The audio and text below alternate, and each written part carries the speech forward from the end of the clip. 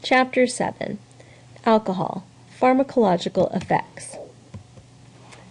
So alcohol is the most widely consumed drug in the world. For some, it's really a part of daily life, like eating. Compared to all other addicting substances, alcohol is the #1 reason for treatment admissions, which is about 64%. So 64% of individuals who are admitted for treatment are related to alcohol. The difference is it's an illicit drug. It's extensively promoted socially, it's perceived as acceptable, and authorities believe alcohol is the leading drug problem among college students. The nature and history of alcohol.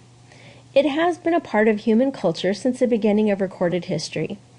Egyptians credited the god Osiris for introducing wine to humans. Fermentation is the natural process of making alcohol, which is about 12 to 14% in wines and beers. And the distillation device increased the alcohol concentration to greater than 50%, which is typically your hard liquor. It made it easier for individuals to get drunk, and it did intensify the problem of alcohol abuse. Alcohol was already known to cause problems even before the invention of the still. The concept of alcoholism as a disease did not develop until this past century. Alcohol as a drug.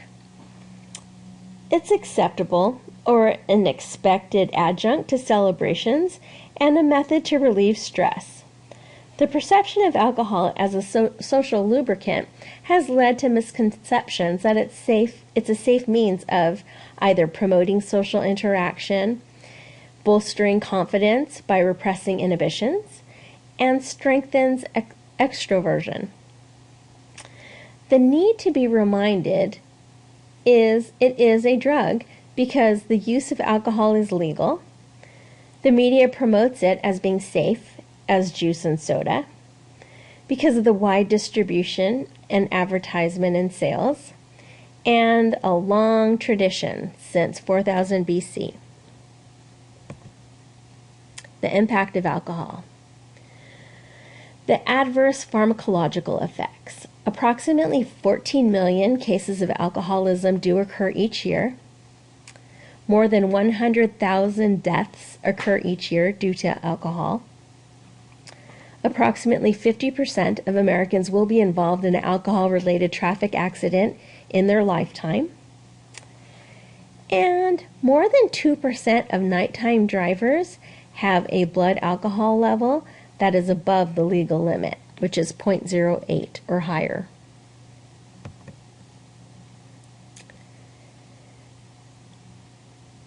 Alcohol use can lead to dependence and a psychiatric disorder. It disrupts personal, family, and social and professional functioning, can result in illness, accidents, violence, and crime. And after tobacco, alcohol is the leading cause of premature death in the U.S. I think this is a really interesting statistic. 37% of sexual assaults were committed while the offender was under the influence of alcohol. Properties of alcohol. So pure ethyl alcohol, or ethanol, is recognized as an official drug in the U.S. Some other uses for it include solvents for other drugs or a preservative. It's used to clean, so it's used as a disinfectant and can harden the skin. It can reduce sweating. 70% solution is effective as a bactericide. It may be injected in or near nerves to treat severe pain, as it causes a local anesthesia effect, but it will start to deteriorate that nerve. It can be used as a psychoactive agent, but the amount of ethanol will vary. It's expressed as percentage of proof, and this was developed by the British military. They would test for proof, so they would use gunpowder, and if they put the alcohol on the gunpowder and it would light, that would be proof that it was at least 50% alcohol. The percentage of alcohol volume is 1/2 of the proof number. So if you have 100 proof whiskey It has 50% alcohol content.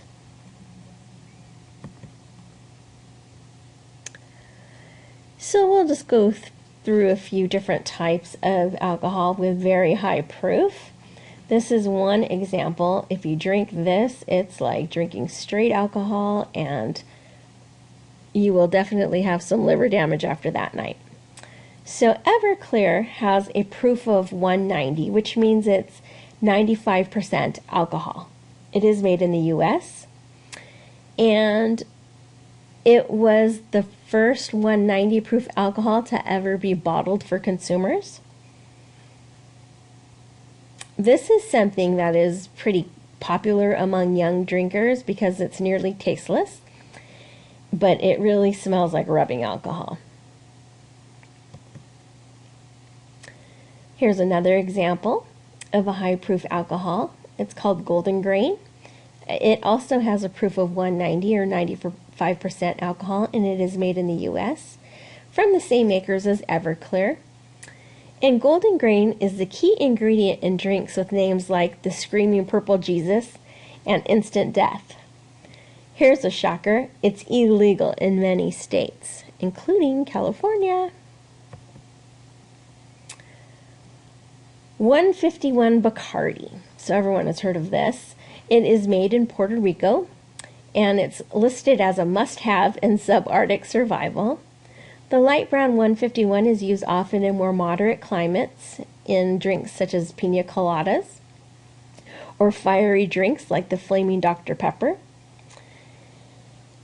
Yet this Flaming Dr. Pepper does not have Dr. Pepper in it. It's only made entirely of alcohol. And again, this is one of those memory erasers if you drink too much of this. This vodka has 176 proof, which is 88% alcohol. It's made in Bulgaria. Basically, vodka is colorless and flavorless, but the proof really doesn't add anything to the taste. It just is much stronger than other types of vodka. And here's a whiskey with a very high proof of 184, which is 92% alcohol. It's made in Scotland. And it has been known to power a sports car at speeds over 100 miles per hour. Do you really want to drink something that can make a sports car run? Physical effects of alcohol. So alcohol has a direct contact with the mouth, esophagus, stomach, and intestines. And it acts as an irritant and an anesthetic. It influences most and every organ system once in the bloodstream. It diffuses to the blood by passing through the gastric and intestinal walls. Then it's no longer affected by food. Physical and behavioral responses. The effects on the body depend on your blood alcohol content. So your setting and psychological functioning will also have an impact on the behavioral reactions to the alcohol. So the drinker's mood, attitude, and previous experiences with it will be influenced. Anger and stress can affect the time to the intestines as well. So what's a drink?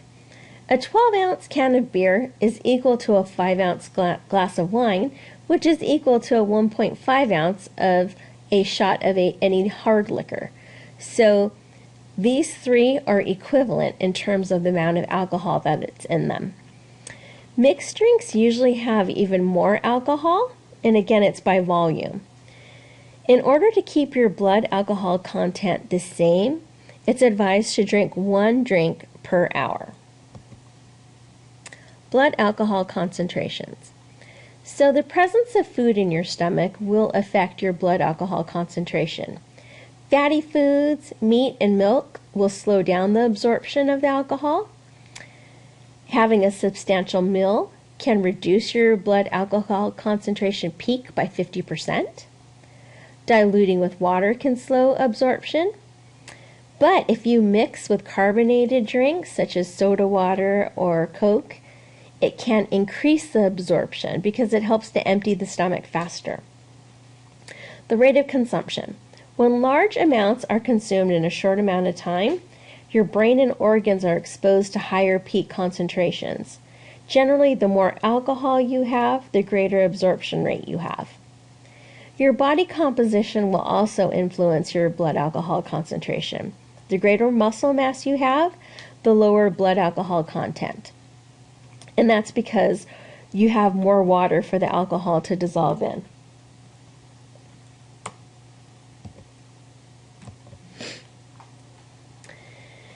It is illegal to drive with the blood alcohol content of 0.08% or higher. If you drive a commercial vehicle, that level is much less at 0.04 and 0.01 if you're under the age of 21. This table below gives an estimate of the blood alcohol levels based on the number of drinks consumed by gender and body weight. So as you can see, here we have gender, male, female, and the number of drinks, and this is based on your body weight by pounds. So if you are a female that weighs 120, one drink you're at 0.06. 2 drinks, you are at 0.10. Now studies have shown that even with just 1 drink, your driving skills are impaired. And again, in this red zone, that's known as being legally intoxicated, so you should not drink. Tolerance, metabolism, and polydrug use. So repeated use causes tolerance, and it reduces the pharmacological effects, which then the person will tend to increase their consumption. It can also cause cross-tolerance to other CNS depressants. So it's mostly inactivated by liver metabolism. It metabolizes at a slow and constant rate, and it's unaffected by the amount of alcohol ingested. Within 1 hour, it will keep your blood alcohol concentration constant, but drinking more will increase your blood alcohol concentration. It's very common to take alcohol with other drugs. Approximately 64% of alcoholics are polydrug users. The reasons are it enhances the effects of other drugs so that they need less drugs, and it'll cost less by consuming alcohol with those drugs. And sometimes it will help diminish some of the negative side effects that are associated with some drugs. And that is where we're going to stop for the middle of Chapter 7, and we will continue on in the next lecture.